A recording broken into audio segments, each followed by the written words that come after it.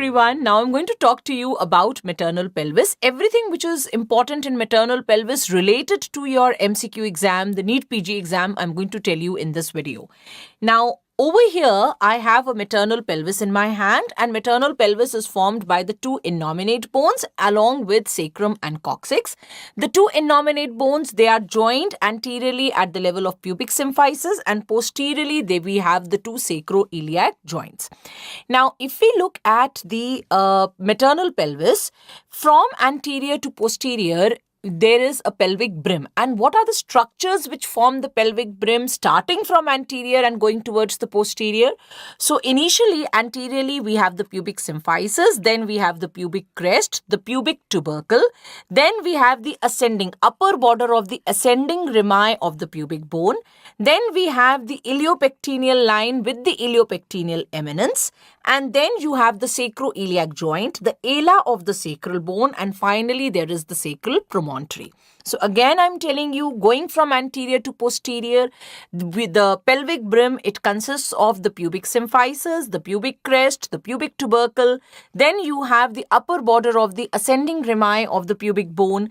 Then you have this iliopectineal line, which will have an iliopectineal eminence. Then a sacroiliac joint, ala of the sacral bone, and sacral promontory. Now, the part of the pelvis which lies above the pelvic brim, this part over here is the false pelvis, and its only role is to support the gravid uterus. Whereas the part of the pelvis which lies at the level of the pelvic brim or below the pelvic brim, that is what is true pelvis. Now, in true pelvis, we are going to have three parts. Number one, there is a pelvic inlet. Now, pelvic inlet lies at the level of the pelvic brim, and there is the plane of the pelvic inlet is called as the plane of inlet, right? Then at the level of ischial tuberosities over here lies the outlet, right, which is the anatomical outlet of the pelvic bone. And anatomical outlet of the pelvic bone, again, the plane which lies at the level of the ischial tuberosities or at the level of the outlet will be called as the plane of the outlet. Now, the part of the pelvis which is lying in between the pelvic inlet, that is the pelvic brim, and in between the ischial tuberosity, that is the outlet, this entire part of the pelvis will be called as the pelvic cavity. Now, in pelvic cavity, you are going to get two planes. Now, don't worry about writing. First, just understand what I'm telling you, and then I'm going to show you slides where you can copy and write whatever I'm saying here. Now, I was telling you, in between the pelvic inlet and the pelvic outlet, the plane of the pelvic outlet, lies at the level of ischial tuberosity, lies the pelvic cavity. Now, in the pelvic cavity, there are two planes. One is a plane of the greatest pelvic dimensions, and the other one is the plane of least pelvic dimensions. Right? Now, I'm just going to show you everything over here first, and the same thing then we are going to write. Now, first of all, understand that first I'm going to talk to you about the pelvic inlet. Now, if I ask you that pelvic inlet, what do you think are its anterior? Is its anterior boundary? So, the anterior boundary of the pelvic inlet will be the pubic symphysis. Posterior boundary will be the sacral promontory. And laterally, you have the iliopectineal line, which is forming the pelvic inlet. Now, if I ask you, what do you think would be the AP diameter of the pelvic inlet? One of you can come and say that, ma'am, a line joining the upper border of the pubic symphysis to the mid of the sacral promontory, that is the inlet. Another one can say, no, ma'am, a line joining from the middle of the pubic symphysis to the sacral promontory is the pelvic inlet. A third one of you can say, no, ma'am, a line joining from the lower border of pubic symphysis up till the sacral promontory is the AP diameter of the pelvic inlet. Now, all three of you would be correct. So, there are three AP diameters of the pelvic inlet. Now, true conjugate is the AP diameter which is measured from the upper border of pubic symphysis to the middle of the sacral promontory. So if you are measuring the distance between upper border of pubic symphysis to the mid of the sacral promontory, that is true conjugate, and the value of true conjugate is 11 centimeters, right? Then comes, if you are measuring AP diameter from the middle of the pubic symphysis up till the sacral promontory, that becomes obstetrical conjugate, and the value of obstetrical conjugate is between 10 to 10.5 centimeters. And if you are measuring AP diameter from the lower border of pubic symphysis going up till the sacral promontory, then that is called as a diagonal conjugate, and it measures 12 centimeters. So true conjugate is 11 centimeters. Then we have obstetrical conjugate, which is 10 to 10.5 centimeters, and a diagonal conjugate, which is 12 centimeters. This means that the smallest AP diameter of the inlet is obstetrical conjugate. This also means that if head of the fetus can pass through obstetrical conjugate, it can pass through the other two diameters easily. So if I ask you which AP diameter of the inlet is obstetrically the most important, as the name suggests, it's the obstetrical conjugate, which is the most important one. Now, suppose when I am doing a per-vaginal examination, while doing a per-vaginal examination, my fingers are going to touch the pubic symphysis, the lower border of the pubic symphysis. So this means that the AP diameter of the inlet, which can be measured clinically, is diagonal conjugate, right? So if I ask you which AP diameter can be measured clinically, the AP diameter of the inlet which can be measured clinically, it is diagonal conjugate. Now, understand, because obstetrical conjugate is the most important AP diameter of the inlet, so there is something which is called as critical obstetrical conjugate. Critical obstetrical conjugate means that value of obstetrical conjugate below which vaginal delivery is not possible, right? And such a pelvis would be called as contracted pelvis, and that value is 10 centimeters. So if obstetrical conjugate is less than 10 centimeters, vaginal delivery is not possible, and such a pelvis will be called as contracted pelvis, and the inlet would said to be contracted. Now, I am telling you that clinically we can measure diagonal conjugate, but contracted pelvis is defined in terms of obstetrical conjugate, right? So then, when I am measuring diagonal conjugate, what purpose is it serving? How am I going to know whether the pelvis is contracted or not? Because in order to say that the pelvis is contracted, I should measure obstetrical conjugate, but obstetrical conjugate cannot be measured clinically. So normally, when diagonal conjugate is 12 centimeters, obstetrical conjugate is 10 to 10.5 centimeters.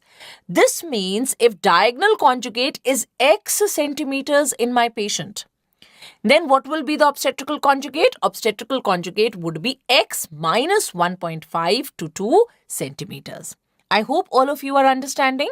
Yes? Now, another very important point, understand. When you are doing a per-vaginal examination, if the pelvis is not contracted, if the pelvis is adequate, in other words, if diagonal conjugate is 12 centimeters, then when you are doing a pelvic examination, your fingers will never be able to touch sacral promontory. So if your fingers cannot touch sacral promontory, that automatically means that the diagonal conjugate is either 12 centimeters or more than 12 centimeters. And if diagonal conjugate is 12 centimeters or more than 12 centimeters, then obstetrical conjugate definitely is 10 to 10.5 centimeters or more than that. It can never be less than 10 centimeters if diagonal conjugate is 12 centimeters. Right? So this means if your fingers cannot touch the sacral promontory, nothing to worry. That means the pelvis is a normal pelvis. Only if your fingers are able to touch the sacral promontory, then you should measure the distance between the tip of your index finger, of your middle finger and your thumbs in order to know what is the diagonal conjugate, and then you should also subtract 1.5 to 2 centimeters from it in order to know what is the obstetrical conjugate. Clear to all of you? Now, this was the AP diameter of the inlet.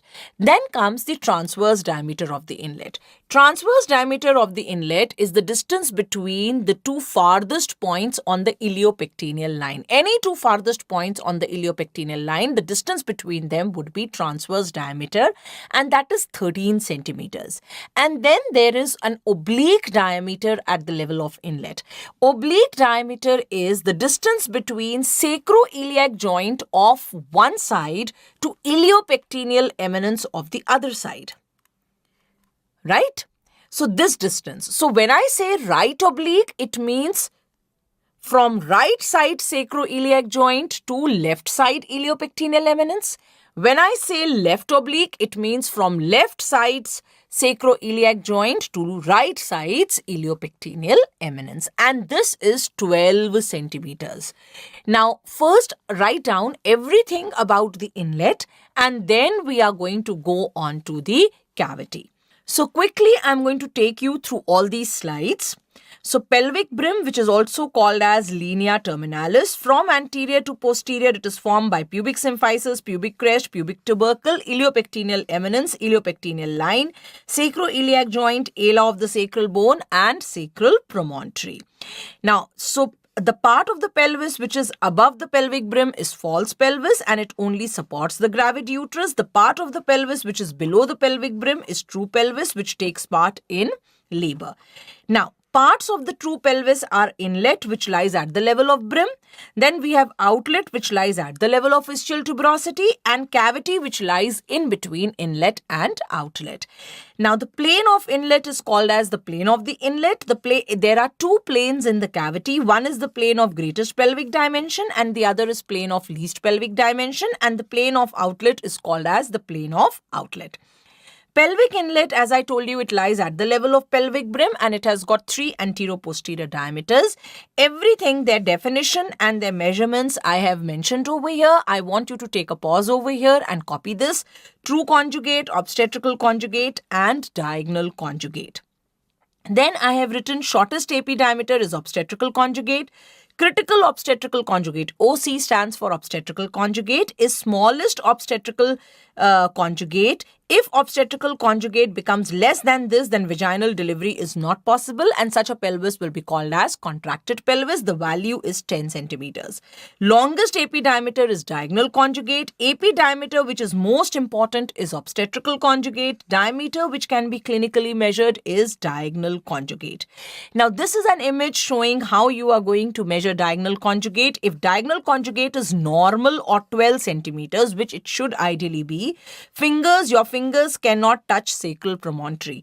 If your fingers can touch sacral promontory, in that case, you should measure diagonal conjugate, and from diagonal conjugate, you should subtract 1.5 to 2 centimeters to get obstetrical conjugate, or from diagonal conjugate, you subtract 1 centimeter to get true conjugate, because normally diagonal conjugate is 12 centimeters and true conjugate is 11 centimeters. This over here is an image showing you transverse diameter of the inlet and oblique diameter. Oblique diameter, as you can see, is the distance from one side sacroiliac joint to the other side's iliopectineal eminence. It is 12 centimeters. So, from right side sacroiliac joint will begin the right oblique diameter, and from left side sacroiliac joint is going to begin the left oblique diameter. Transverse diameter is the distance between two farthest points on iliopectineal line, and it is 13 centimeters. The shape of inlet in a normal female pelvis. So just now I told you that transverse diameter is 13 centimeters and AP diameter, the largest was diagonal conjugate, and that too was 12 centimeters, which means that in a normal female pelvis, at the level of inlet, transverse diameter is more than AP diameter. So the shape of the pelvis is a transverse oval, or it is ovoid in shape. So this is what you had to remember about the inlet. Now I am going to show you the outlet, and then we are going to talk about pelvic cavity. All details of outlet I'll tell you a little later. Now, as I told you, that outlet is lying at the level of the ischial tuberosities.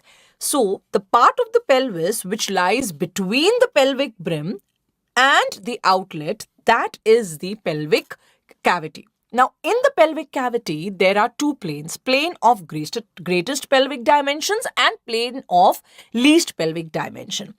Now, starting from the junction of S2, S3 and going up till the middle of pubic symphysis, this plane. So, the plane which is going to begin from junction of S2, S3 and going up till the mid of pubic symphysis, that plane will be called as the plane of greatest pelvic dimensions. This means that anteriorly the plane of greatest pelvic dimensions is marked by middle of the pubic symphysis. Posteriorly, it is marked by the junction of S2, S3 vertebra, and laterally it lies at the level of obturator foramen. Now, this plane is the roomiest plane in the pelvis and it doesn't have any obstetrical significance. All the diameters, whether it is the transverse diameter or whether it is the AP diameter at the level of the plane of greatest pelvic dimension, is 12 centimeters. Right? Now, in the cavity, there is not just a plane of greatest pelvic dimension, there is also a plane of least pelvic dimensions. Now, the plane of least pelvic dimensions begins from here, where I have marked a red line. This red line is the junction of S4, S5 vertebra. So, starting from S4, S5 vertebra and going up till the lower border of pubic symphysis. So, starting from S4, S5 vertebra and going up till the lower border of pubic symphysis, the plane which is there is called as the plane of least pelvic dimensions, and laterally this plane extends up till the level of ischial spine. So, this plane of least pelvic dimensions posteriorly is bounded by S4, S5 vertebra. Then anteriorly it is lying at the level of lower border of pubic symphysis, and laterally we have the ischial spines. Right? Now, if I ask you that what do you think would be the AP diameter of the plane of least pelvic dimensions, it will be a line joining the lower border of pubic symphysis and going up to S4, S5 vertebra. Right? And this is 11.5 to 12 centimeters. Right? And then if I ask you, what do you think is the transverse diameter of the plane of least pelvic dimension? So the transverse diameter of the plane of least pelvic dimension would be a line which is joining both the ischial spines. As you can see over here, this distance appears to be the narrowest. So this distance, the transverse diameter of the plane of least pelvic dimensions, which is also called as the interischial diameter, or it is also called as the bispinous diameter. This is the smallest diameter in the entire pelvis, and this is 10 centimeters. Now, if I ask you in the entire process of labor, which diameter do you think in the pelvis is the most important one? So, because interischial diameter or the bispinous diameter is 10 centimeters and it is the narrowest in the entire pelvis, so this becomes the most important diameter during labor, right? Another thing which I want you to understand is normally in all pelvises, the ischial spines are not prominent. There is only one pelvis in which ischial spine is prominent, and that is an android pelvis, that is in a male pelvis. And internal rotation and deep transverse arrest, both of these happen at the level of ischial spines. Now, when I am doing a clinical pelvimetry and I want to know whether the ischial spine, whether the pelvis is normal at the level of ischial spines or is it contracted at the level of ischial spine. So, in that case, what you should do is you should do a pelvic examination and you should try to touch both the ischial spines with 2 fingers of your same hand. Normally, you should not be able to touch both the ischial spines simultaneously with 2 fingers of your one hand. Right? You can see over here, I am unable to touch both the ischial spines together. But if you can touch both the ischial spines of your patient with simultaneously with 2 fingers of your one hand, it means that the interischial diameter is contracted. Another very important thing which you have to remember, that the part of the pelvis which is lying between the plane of greatest pelvic dimensions and between the plane of least pelvic dimensions is mid-pelvis. So mid-pelvis, if they ask you where is mid-pelvis, mid-pelvis, it lies at the level of the least plane of least pelvic dimensions. And if you ask me diagrammatically how to represent a mid-pelvis, the part of the pelvis which is lying between the plane of least pelvic dimensions and the plane of greatest pelvic dimensions, that narrow part, will be the mid-pelvis. So posteriorly, you are going to see that mid-pelvis is between S2, S3 and S4, S5. Right? I'm just now going to show you where the mid-pelvis is exactly lying. So this means that mid-pelvis is said to be contracted if you can touch both the ischial spines together simultaneously with 2 fingers of your one hand. Right? So that is clinically how I come to know that mid-pelvis is contracted. So this is what you have to know about pelvic cavity and about mid-pelvis. I hope you've understood the difference between pelvic cavity and mid-pelvis. Pelvic cavity was the part which was lying between the pelvic inlet and the outlet. This entire part will be called as the pelvic cavity.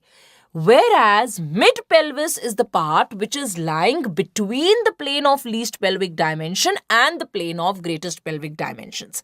Now, if this option is not given, then you have to understand that mid-pelvis lies at the level of plane of least pelvic dimensions. Clear to all of you? Now, I want you to copy everything about pelvic cavity. So over here, I have written the part of the pelvis which lies between pelvic inlet and outlet is pelvic cavity. Its shape is like a truncated cylinder, and it has got plane of greatest pelvic dimension and it has got a plane of least pelvic dimensions. At the level of plane of least pelvic dimensions lies the mid-pelvis. Now coming to plane of greatest pelvic dimensions, as you can see over here, this is sacral promontory S1, S2, S3, S4, S5 and coccyx. So the plane which is lying between S2, S3 vertebra and going up till the middle of pubic symphysis is the plane of greatest pelvic dimensions. Anteriorly, there is the center of the posterior surface of pubic symphysis. Posteriorly, there is junction of S2, S3 vertebra, and laterally there will be obturator foramen. This is the roomiest part of the pelvic cavity and all its diameters are 12 centimeters. It does not have any obstetrical significance. Whereas now I have shown you this orange color over here was the plane of greatest pelvic dimension, right?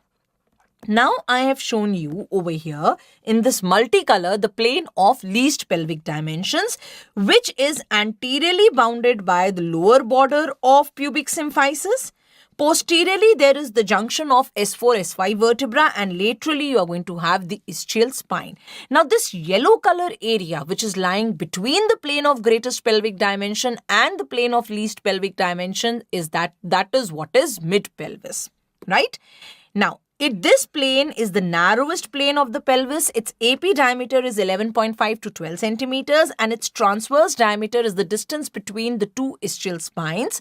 So it is also called as interischial diameter or interspinous diameter or bispinous diameter, and this is 10 centimeters. This is the smallest diameter of the pelvis and the most important diameter during labor. Now, there is something which is called as the posterior sagittal diameter. Now, whenever they are talking to you about posterior sagittal diameter, this means that where the AP diameter and the transverse diameter intersect from the posterior boundary and going up till this intersection is the posterior sagittal diameter. Right? So whenever they say posterior sagittal diameter, it means that from the posterior boundary and going up till the intersection of the transverse diameter and AP diameter is posterior sagittal diameter. This means if I ask you what is the posterior sagittal diameter of mid-pelvis, it means that starting from S4, S5 vertebra and going up till the distance between where the AP diameter and the transverse diameter are intersecting each other, that becomes the posterior sagittal diameter of the mid-pelvis.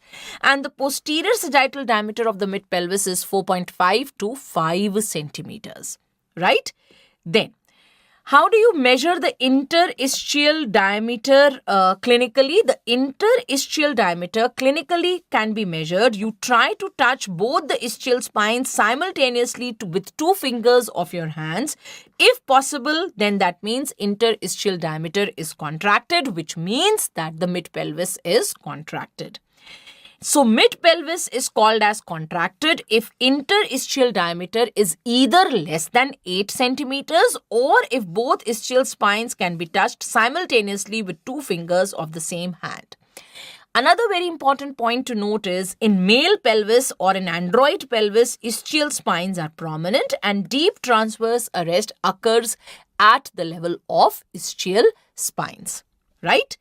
Then comes the anatomical outlet. Now, anatomical outlet, as I told you, it lies at the level of ischial tuberosity, and at the level of ischial tuberosity is a very important ligament, that is sacrotuberous ligament. So, if you look at the boundaries of the anatomical outlet, it will be bounded by the lower border of pubic symphysis anteriorly.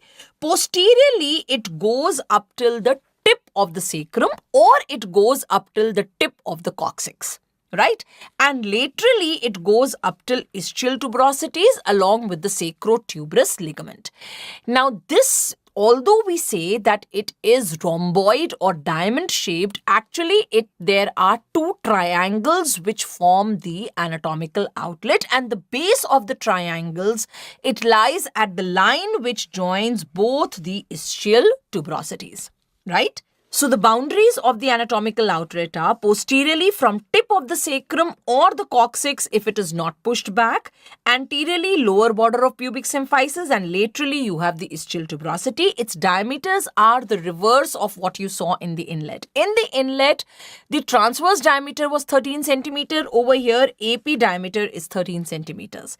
And the transverse diameter, which is the distance between the 2 ischial tuberosities and is called as bituberous diameter. So bituberous diameter is the distance between the 2 ischial tuberosities and it is 11 centimeters. If bituberous diameter is less than 8 centimeters, then it is said to be contracted. Now the posterior sagittal diameter of the anatomical outlet is 7 centimeters. Now you are going to tell me, what is the posterior sagittal diameter of the anatomical outlet? As I told you, it will be the distance between the posterior boundary of that particular area and the area where the transverse and the AP diameter are bisecting each other. So the distance between the tip of the sacrum going up till the place where the AP and the transverse diameter intersect each other, that will be the posterior sagittal diameter of the outlet, and the posterior sagittal diameter of the outlet is 7 centimeters, right? Now, clinically, how can I come to know whether the outlet is adequate or not? So, ideally, between the 2 ischial tuberosities, your 4 knuckles should be able to come. You should be able to insert your 4 knuckles between the ischial tuberosity of the patient. Now, if suppose you are unable to insert your 4 knuckles between the ischial tuberosities of the lady, of the patient, then that means the outlet is contracted. So many times on the, when you go and you take a round, you will see that your resident has written outlet 4K tight. That means 4 knuckles were able to go, but it was tightly going between the 2 ischial tuberosities. So that is how you clinically come to know that the outlet is contracted. So clinical measurement of bituberous diameter is ideally 4 knuckles should pass between the 2 tuberosities. If they cannot pass, it means you are dealing with an outlet contraction. Right? So have you understood clinically how you come to know whether the inlet is contracted or whether the mid-pelvis is contracted or whether the outlet is contracted? Okay. Now, apart from all this, there are 2 angles which you should be knowing. Now, the 2 angles which are related to pelvis are, number 1, angle of inclination. See, the pelvic inlet, or the pelvic brim, it is not placed like this. Pelvic brim is tilted like this.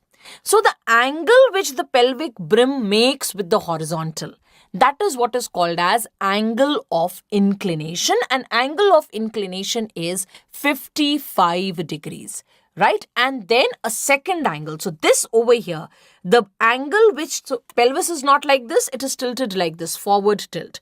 So the angle which the brim is making with the inlet, that is angle of inclination. A second angle is this angle which is present between the two descending rami of the pubic bone.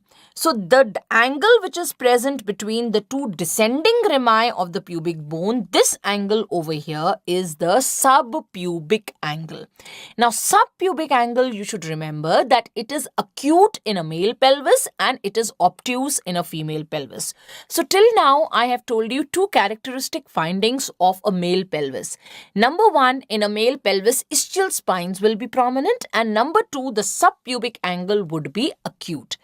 Now, I have also told you simultaneously how clinically you can come to know whether the pelvis is contracted or not.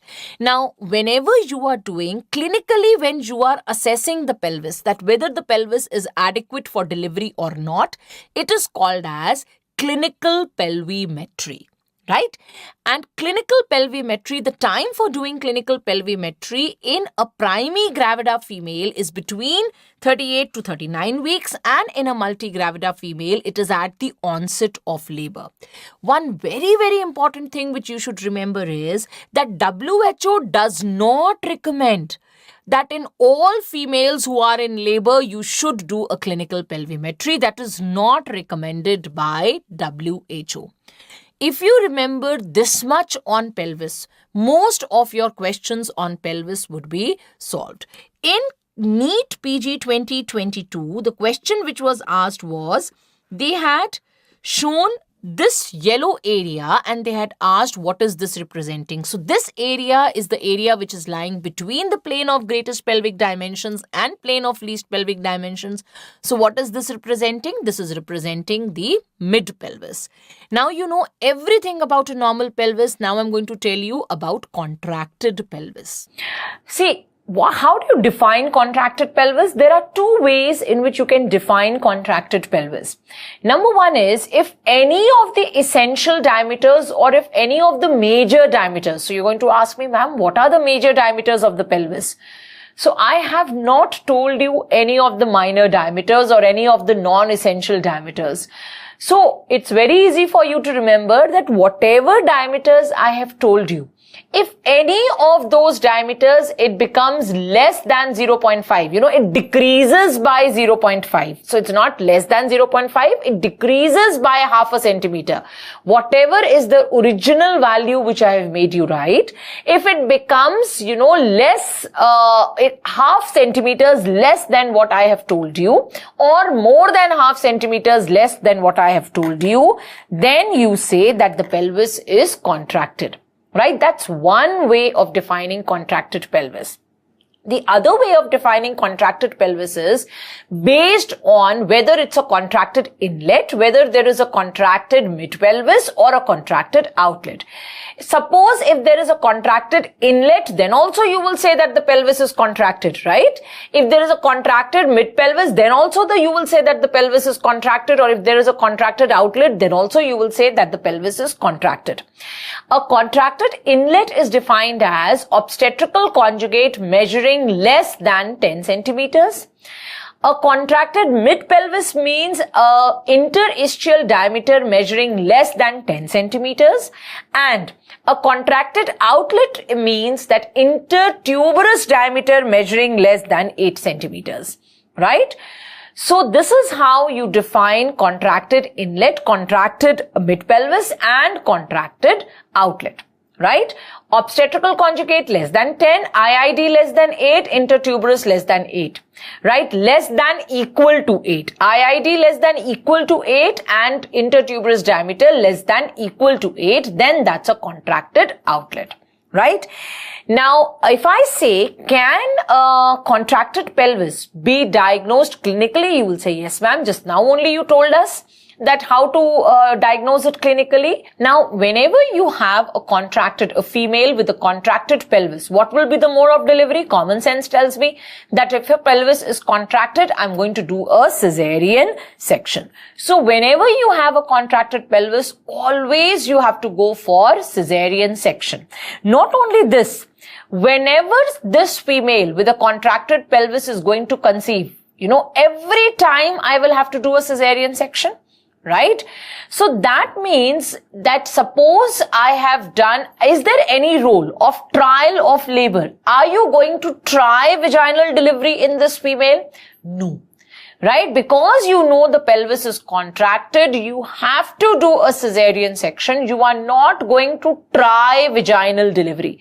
So in case of contracted pelvis, bachcho, there is no role of trial of labor. Right? Rather, contracted pelvis is an indication for recurrent cesarean sections. Whenever a female with contracted pelvis is going to conceive, every time I will have to do a cesarean section, right? There is no place for trial of labor, right? Now, there are two very common varieties of contracted pelvis, and you have to know these varieties. Number one is Naegeli's pelvis. What is a Naegeli's pelvis? Naegeli's pelvis is something which I have shown you through this image.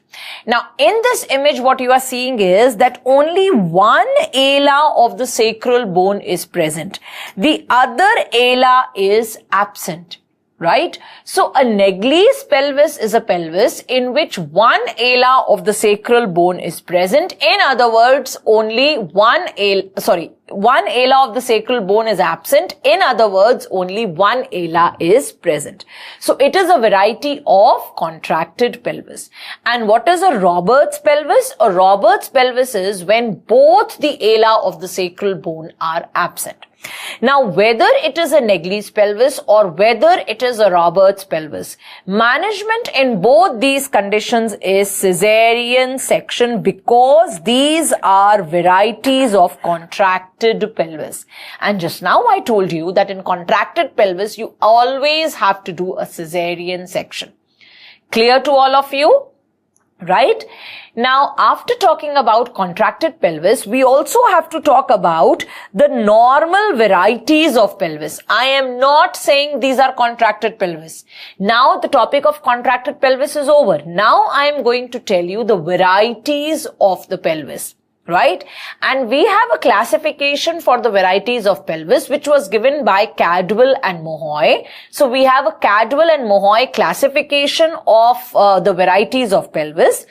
Now, in this classification, there are 4 varieties of pelvis, and as I told you earlier also, these varieties, they are based on the shape of the inlet. Right? The first variety is a gynecoid pelvis, which is the most common variety of pelvis, and it is seen in 50% cases. Right? Number 2 variety is, and gynecoid pelvis is a female-like pelvis. Right? Then number 2, we have android pelvis. Android pelvis is a male-like pelvis, and this is present in 20% cases. Then we have anthropoid pelvis, which is seen in 25% cases. And then the least common variety is a platyploid pelvis, which is seen only in 5% cases. Platyploid pelvis is a flat bowl-like pelvis. Right? So the most common variety is a gynecoid pelvis or a female pelvis. Then the second is not male pelvis. That is something which you have to remember. Second most common is anthropoid pelvis. Then you have the android pelvis, and then you have platyploid pelvis. Right? Now I want that we have to discuss about all these 4 varieties of pelvis. So what I want you to do is, I want you to divide your page into 5 columns. Right? And in the second column, you are going to start writing about gynecoid pelvis, then android, then anthropoid, and then platyploid. Right? Now, as I told you, all these varieties of pelvis, they are, based on the shape of the inlet. So first thing what we are going to discuss is the shape of the inlet, and I'm going to draw a diagram for the shape of the inlet. Right? So in case of gynecoid pelvis, just now we discussed that the shape of inlet will be a transverse oval, right? So the shape of inlet is transverse oval, right? So write down the shape of the inlet. It is transverse oval. In android pelvis, the shape of the pelvis is heart-shaped. So it's a male pelvis. So in males, even the pelvis is heart-shaped, right? So it is heart-shaped. Then in anthropoid pelvis, the shape of the inlet is an antero-posterior oval. An antero-posterior oval. And in a platyploid pelvis, the shape of the inlet is a flat bowl-like shape, right? So it's what you say in Hindi, katora. So it's a flat bowl-like shape,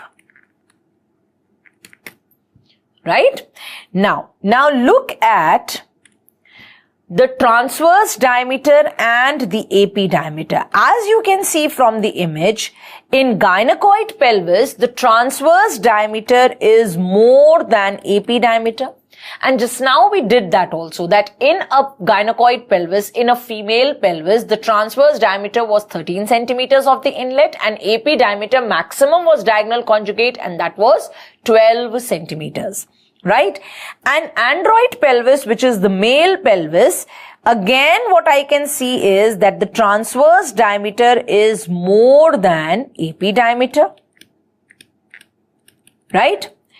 Now, in case of anthropoid pelvis, what you can see here is that AP diameter is more than transverse diameter. So this is the only pelvis in which AP diameter is more than transverse diameter.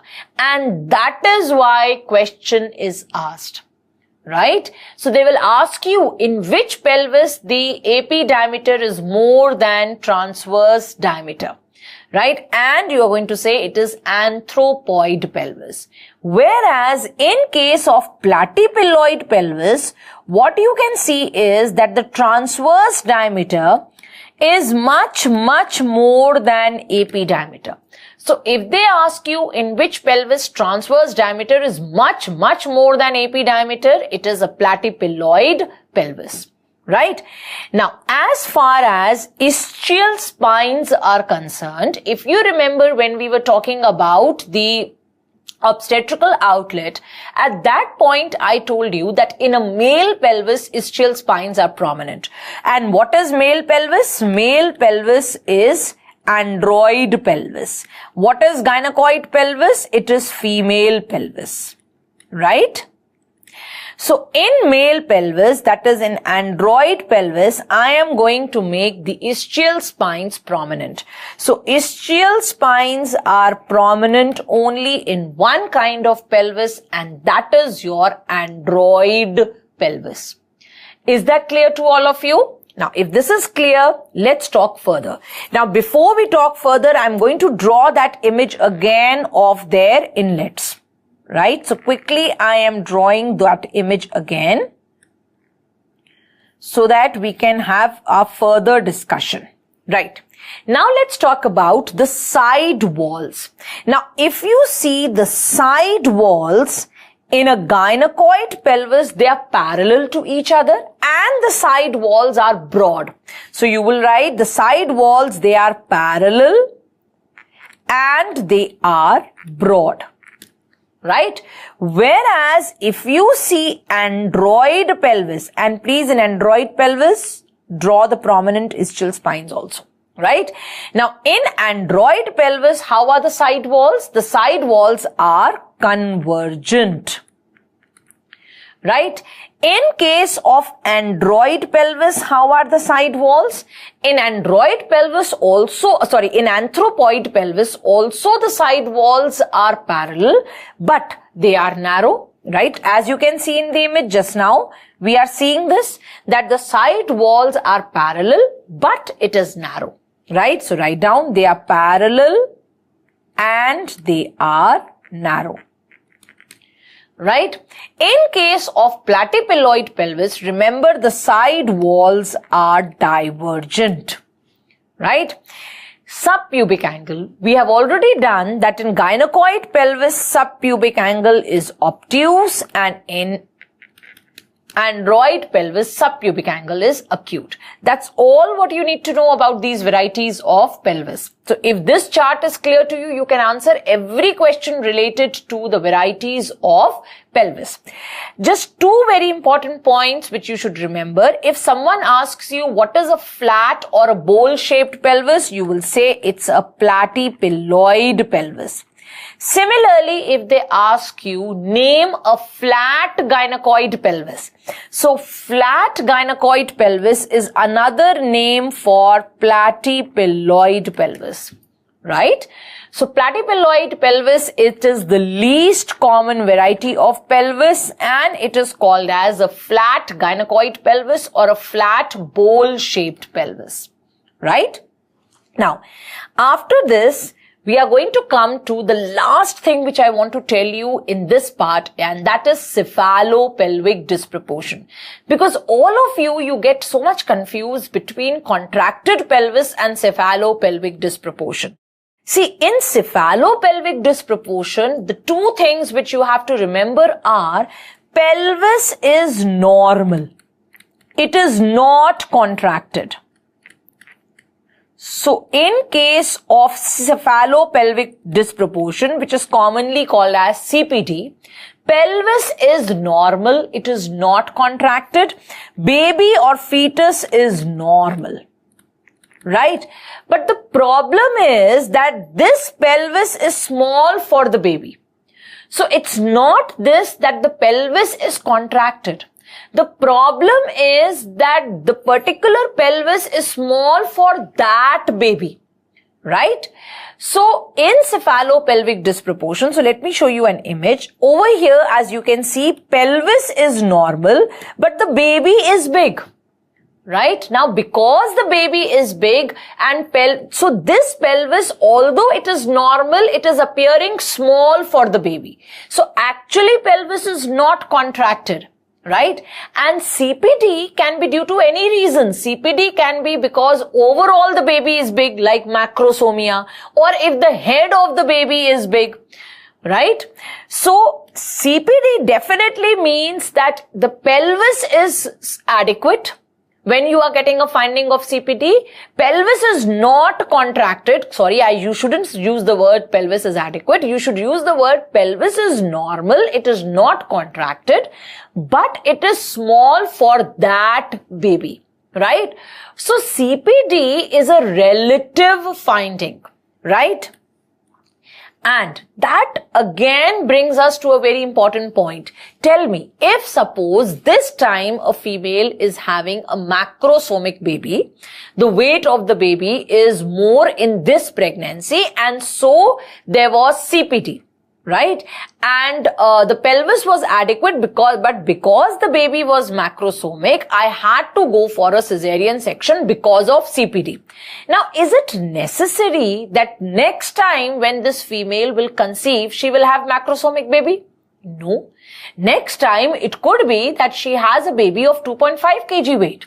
Now, if she has a baby of 2.5 kg weight, then the pelvis will be normal for 2.5 kg weight baby, right? So that means every time a female conceives in CPD, it does not mean that you have to go for a cesarean section. So if cesarean section has been done for CPD, it is not necessary that next time also you will have to do a cesarean section. Whereas in case of contracted pelvis, it is absolutely necessary that if a cesarean was done for contracted pelvis once, then every time a female conceives, her pelvis will remain contracted and you will have to do a cesarean section. Have I made my point clear? So in CPD, if cesarean is done this time, it is not necessary that next time you have to do a cesarean. Right? That is one difference between CPD and contracted pelvis. The other difference is in contracted pelvis, the pelvis is contracted. In CPD, the pelvis is normal, but the baby is big, right? So the pelvis is appearing small for that particular baby. That's the second thing which you have to remember. Third thing which you have to remember is, in contracted pelvis, the diagnosis can be made very easily clinically. Right? So by clinical pelvimetry, you can make a diagnosis of contracted pelvis easily. But CPD is a relative finding, right? I may say that, suppose I am assessing CPD, I may say that this pelvis is small for this baby. I am finding it small for this baby. But you may say, no ma'am, I am not finding it small for this baby. Right? So CPD is not an absolute finding. CPD is a relative finding. And that is why in CPD there is role of trial of labor. Whereas in contracted pelvis there was no role of trial of labor. If there is a contracted pelvis, you have to do a cesarean section without even trying vaginal delivery. In a case of CPD, suppose I say that there is CPD. I say that I am finding this pelvis small for this particular baby. But you say that, no ma'am, I think the baby will deliver from this pelvis. Then what we can do is, we can say, okay, let us try vaginal delivery. If vaginal delivery happens, it's okay. If vaginal delivery doesn't happen, then we will take up the patient for cesarean section. Right? So in case of CPD, trial of labor is done. Whereas in case of contracted pelvis, there is no role of trial of labor. Have you understood? Rather, in case of CPD, the best diagnosis can be made only after trial of labor. How come? So if I say that a patient has CPD, in order to be very sure, what I'm going to do is, I am going to let my patient go into vaginal delivery. Right? I'm going to try vaginal delivery. If vaginal delivery happens, then that means there wasn't any CPD.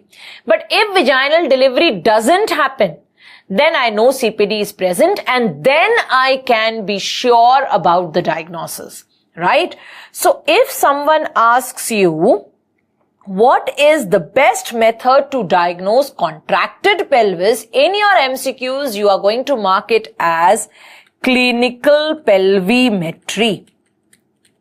Clinical pelvimetry is the best method to diagnose contracted pelvis. But if your question says, what is the best method to diagnose cephalopelvic disproportion, then your answer will be trial of labor, which means I am going to try vaginal delivery in a patient of CPD. If trial of labor is not given in the options, then the second best answer is MRI, right? Third best answer is CT scan, and then we have clinical pelvimetry. Is that clear to all of you? Is the difference between contracted pelvis and CPD clear? Okay. Now, if this difference is clear, let's continue our discussion further. See, CPD, like contracted pelvis, CPD can occur at the level of inlet, CPD can occur at the level of mid-pelvis, or CPD can occur at the level of outlet, right? Now, if CPD is happening at the level of inlet, by clinical method also, I may, say that CPD is present. Apart from clinical pelvimetry, we have clinical methods also which can detect CPD at the level of inlet. Also, although they are not the best methods, but yes, we have two clinical methods which can diagnose CPD at the level of the inlet. In case you want to diagnose CPD at the level of inlet, as I told you, there are two methods. One method is an abdominal method. The other method is a bimanual method, where you are going to put your one hand in abdomen and the other in the pervaginal examination. So this, what I have shown you on the screens, is abdominal method. In abdominal method, what you are going to do is, one hand you are going to place above the pubic symphysis, and with the other hand you are trying to push the head of the baby down into the pelvis per-abdominally. Right? So what you have done, one hand is present above the pubic symphysis in the mother, and with your other hand you are trying to push the head of the fetus down into the pelvis. Right? Now, if you can push the head of the fetus down into the pelvis, right, without bones getting overlapped, right? So while you are trying to push it down, if the bones are not, overlapping, and the bones and the fetal head is going easily inside the pelvic inlet, right, per-abdominally, that means to some extent that there won't be any CPD at the level of the inlet. Right? So did you understand this method? Your one hand is above the pubic symphysis like this, and with your other hand, you are trying to push the head of the fetus inside the pelvis per-abdominally. If you can easily push the head inside the pelvis per-abdominally, that means no CPD is present at the level of inlet. Right? Now, same thing I can do by a bimanual method, which is called as the Muller-Munrocher method. Right?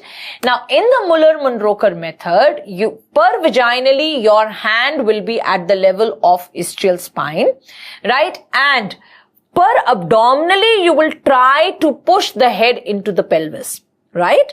Now, when you are trying to push the head into the pelvis and per-abdominally and per-vaginally at the level of ischial spine, you can feel the head. That means that there is no CPD at the level of the pelvic inlet, right? So this is a bimanual method or Muller-Munrocher method, which helps you in assessing CPD clinically at the level of the inlet. But nevertheless, the best method for diagnosing CPD is to give a trial of labor. So let us quickly discuss a few more important points about trial of labor. See, theoretically, trial of labor is done only if there is mild CPD at the level of inlet. So in case of mild CPD at the level of inlet, trial of labor is done. Why we say it is done only in this case? Because it is successful only in these cases. In rest of the cases, when you are going to do a trial of labor, it won't be successful, right? So a trial of labor is successful only if there is mild CPD at the level of inlet. If there is severe CPD at the level of inlet, there is no point in doing a trial of labor, right? Or in patients of previous cesarean section. In previous cesarean section patients, I am not going to try vaginal delivery if there is CPD. Right? So please write this line. In previous cesarean section patients, we will not try vaginal delivery if there is mild CPD also. So even if there is mild CPD, still I am not going to try vaginal delivery in a previous cesarean section patients, even if the CPD is mild, right? And that brings us to a very, very important point. Most of you get confused between two terms, trial of labor and trial of scar. Trial of labor. What is trial of labor? Trial of labor is when you are trying vaginal delivery in a patient of CPD. Right? So in a patient of CPD, when you are trying vaginal delivery, that is called as trial of labor. What is trial of scar? Trial of scar means when you are trying vaginal delivery in a previous cesarean section patient. So if you are trying vaginal delivery in a patient with history of previous cesarean section, that is trial of scar, which is also called as VBAC, vaginal birth after cesarean. right? So trial of labor is entirely different and trial of scar is entirely different. In a patient of CPD, if you are trying vaginal delivery, that is trial of labor. In a patient of cesarean section, if you are trying vaginal delivery, that is called as trial of scar. Now I am telling you the concept that if there is previous history of cesarean section, right, in a patient, then even if there is mild CPD, please do not try vaginal delivery. Trial of labor is contraindicated in patients of previous cesarean section. So suppose you get a case, and that case they say that there is a G2P1 female with mild CPD. Right? The question is trying, it's trying hard to lure you into giving a wrong answer, right? So they say there is a G2P1 female with mild CPD at the level of inlet. Right? She has previous history of cesarean section, which was done for fetal distress. So her previous cesarean section was done for fetal distress. Now what will be the management in this pregnancy? Now in this pregnancy also, now because she has previous history of cesarean section, no matter for what reason that cesarean section was done, right? Because there is previous history of cesarean section, that is why trial of labor is contraindicated. I am not going to try labor in her, right? I am going to go for a repeat cesarean section. Clear to all of you? Next thing is, so how do you manage CPD? Management of CPD, number one is trial of labor, right? So if trial of labor is successful, I will go for vaginal delivery. Obviously, I will not go for vaginal delivery, rather patient will deliver vaginally, right? If trial of labor is unsuccessful, then you go for cesarean section, or you go for a direct cesarean section if there is severe CPD, or if there is previous history of cesarean section, right? Please remember that in CPD, there is no role of instrumental delivery. There is no role of instrumental delivery. Now, theoretically, we say that cesarean section, ultimately, the trial of labor will be unsuccessful if there is CPD at the level of mid-pelvis or CPD at the level of outlet. So most of the times, if there is CPD at the level of mid-pelvis or at the level of outlet, trial of labor will be unsuccessful and you will have to go for cesarean section. Trial of labor most of the times is successful only and only if there is mild CPD at the level of inlet. That is what practically has been seen also, and that is what is recommended theoretically also, right? The last thing, suppose you did not suspect CPD in a patient and the patient is in labor and she has come to you, right? And this patient had earlier never come to you. She's an unbooked case. Now, during labor, what are the findings which will tell me that my patient has CPD? So during labor, there are two things which will tell you that your patient has CPD. Number one, if there is molding along with slow progress of labor, right? And what is molding? I'm going to tell you in the next video, right? And number two, if there is caput succedaneum and slow progress of labor. So if molding is present along with slow progress of labor, or if caput succedaneum is present along with slow progress of labor, then we come to know that there is CPD during labor, right? What is molding? What is caput succedaneum? We are going to do in the next video, right?